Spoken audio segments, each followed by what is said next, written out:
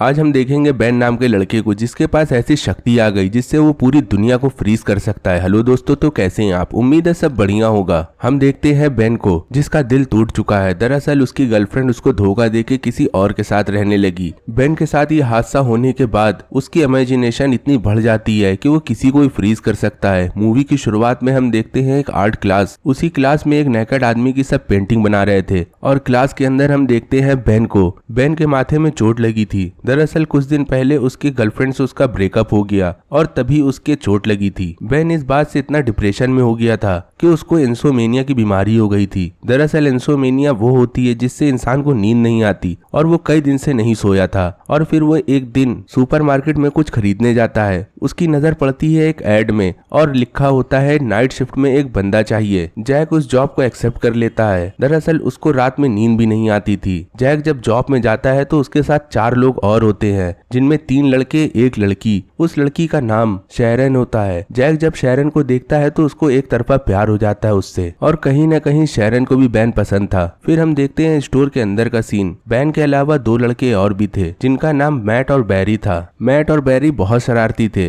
वो अपनी शरारत की वजह से स्टोर में आए लड़कियों के पर्स में टिन पंप रख दिया करते थे। लड़कियां जब बिलिंग के लिए जाती थी वो पर्स में देखती थी कि उनके पर्स में टिन पंप है। दरअसल ये प्लेजर के काम आता है। कुछ लड़कियां तो उस टिन पंप को खरीद लेती थी और कुछ लड़कियां उस टिन पंप को हटा देती थी। जैक और बैरी ये देख के बहुत ज्यादा खुश होते थे। दूसरी तरफ उस स्टोर में बेन का भी दिल लग गया था, पर जब शैरन नहीं आती थी तो बेन बहुत उदास रहता था और उसी उदासी में बेन सोचता था कि उसके पास एक पावर है और पावर ऐसी कि वो दुनिया को फ्रीज कर सकता है। बेन देखता है कि उसकी ये कोई कल्पना नहीं, ये तो हकीकत है। दरअसल पूरे मॉल के अंदर जितने भी लोग थे वो सब फ्रीज हो चुके थे। बेन बारी बारी जाता है सबके पास और सबको बारीकी से देखता है। तभी बेन के मन में एक डार्क फैंटेसी आती है। वो एक लड़की के पास जाता है और उसके सारे कपड़े उतार के उसका स्केच बनाने लगता है। ऐसा वो सभी लड़की के साथ करता है। फिर वो अपने मैनेजर के पास जाता है और उसको उठा के एक गिरते हुए दूध के पास खड़ा कर देता है और बाहर आ जाता है। बाहर वो सभी को अनफ्रीज कर देता है। फिर यहाँ सीन कट होता है। हम देखते हैं बेन के बचपन को। फिर हमें यहाँ पता चलता है कि बेन लड़कियों को इतना पसंद क्यों करता था। बचपन में बेन जिस घर में रहता था उस घर में एक लड़की भी रहती थी और वो लड़की पूरे घर में नेकेड होके घूमती थी। ये सारी हरकतें बेन शुरुआत से देखता चला आ रहा था। इसी वजह से वो लड़की भी उसको पसंद आने लगी थी। बेन जब 10 साल का होता है तो उसका एक दोस्त होता है। बेन को यहाँ भी एक फैंटेसी मिल जाती है। दरअसल हाई स्कूल की लड़की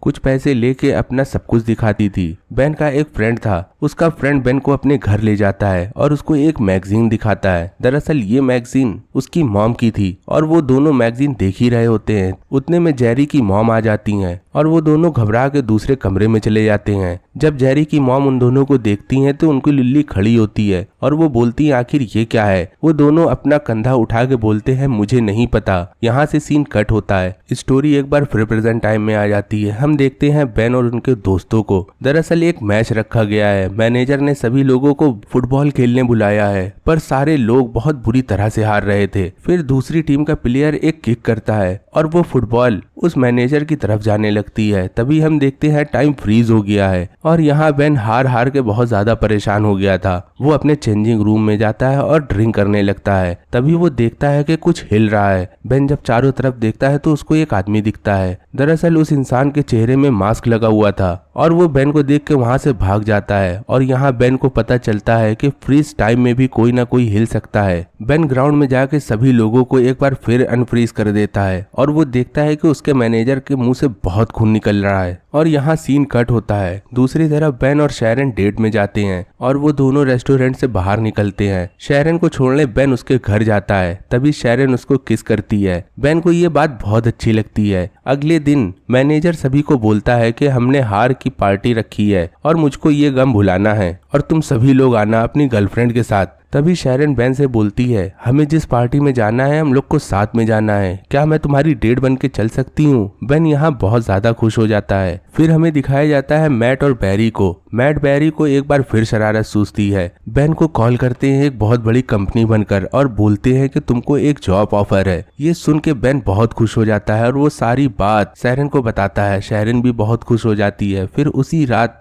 वो लोग पार्टी में जाते हैं। बेन तो पार्टी में बहुत मजे करता है। वो देखता है कि कुछ लड़कियां आई हुई हैं और उन लड़कियों में नटालिया भी थी। दरअसल ये वही लड़की है जो बेन को बचपने में अपना प्राइवेट पार्ट दिखाया करती थी। बेन नटालिया को देख के घबरा जाता है और वो सोचता है कि कहीं ये शैरन को कुछ न बता दे, पर नटालिया ऐसा कुछ नहीं करती। फिर वो दूसरी तरफ पलटता है तो उसकी फटके 4 हो जाती है। उस पार्टी में सूजी भी आई थी। सूजी को देख के बेन घबरा जाता है और बेन बोलता है तुम यहाँ क्या कर रही हो। तभी यहाँ सूजी बोलती है मैंने जो तुम्हारे साथ किया वो गलत किया, उसके लिए मुझको माफ कर दो। और ये बोल के बेन को किस करने लगती है, पर बेन भाई कट्टर बदमाश था। बेन सूजी को पीछे धक्का देता और बोलता है मेरी एक गर्लफ्रेंड है जिसका नाम शैरन है, मैं उसको बहुत ज्यादा चाहता हूँ और मैं तुम्हारे साथ कुछ नहीं करना चाहता। दूसरी तरफ मैट, बैरी और शैरन खड़े होते हैं। ये तीनों बेन को देख रहे थे। तभी शैरन को कुछ गलत फहमी हो जाती है। वो सोचती है बेन उसको चीट कर रहा है और शैरन यहाँ से जाने लगती है। जब जाते हुए शैरन को बेन देखता है तो एक बार फिर टाइम फ्रीज कर देता है और उसी फ्रीज टाइम में वो शैरन के साथ बहुत समय बिताता है और वो सोचता है कि एक बार मैंने टाइम अनफ्रीज करा तो ये चली जाएगी। ये सारी बात सोचते हुए बेन बहुत ज्यादा डिप्रेशन में आ जाता है। बेन ना चाहते हुए भी टाइम अनफ्रीज कर देता है। शैरन उस पार्टी से चली जाती है। पीछे से बेन उसके घर जाता है और उससे बहुत माफी मांगता है, पर शैरन अब गुस्साई हुई थी। शैरन उसको एक बार फिर भगा देती है वहाँ से। अगले दिन बेन सुपरमार्केट जाता है और वो देखता है कि शैरन की जगह खाली है, वहाँ अब कोई नहीं। दरअसल शैरन ने वो जॉब छोड़ दी थी। बेन परेशान हो गया था। अगले दिन वो एक ऑफिस जाता है और वो बोलता है कि उसके पास कॉल लेटर है और वो सारी पेंटिंग लेके भी जाता है। कंपनी का मैनेजर जब वो कॉल लेटर देखता है तो बेन को बताता है कि ये कॉल लेटर फेक है। तभी यहाँ बेन उदास हो जाता है। फिर वो मैनेजर बोलता है जब तुम यहाँ आ ही गए हो तो अपनी पेंटिंग क्यों नहीं दिखा देते, अगर हमें वो पेंटिंग अच्छी लगेगी तो हम उसके आगे कुछ कर सकते हैं। बेन अपनी सारी पेंटिंग दिखा देता है। उस मैनेजर को वो पेंटिंग बहुत अच्छी लगती है और वो बेन से हाथ मिलाते हुए बोलता है कि अगले दिन हम तुम्हारा एग्जीबिशन रखेंगे, इस पेंटिंग को सारी दुनिया के सामने दिखाएंगे। अगर ये पेंटिंग सभी को पसंद आई तो तुम दुनिया में बहुत फेमस हो जाओगे। फिर बेन की पेंटिंग का एग्जीबिशन लगता है और उसका इनवाइट शैरन को भी दिया जाता है। शैरन जब उस एग्जीबिशन में जाती है तो वो देख के चौंक जाती है। दरअसल वो सारी पेंटिंग उसी की थी और यहाँ शैरन को पता चलता है कि बेन उसको कितना पसंद करता है। शैरन बेन के पास जाती है और उसकी सक्सेस देख के बहुत खुश होती है और यहाँ वो उसको थैंक यू भी बोलती है और थैंक यू में वो एक किस करती है बेन को।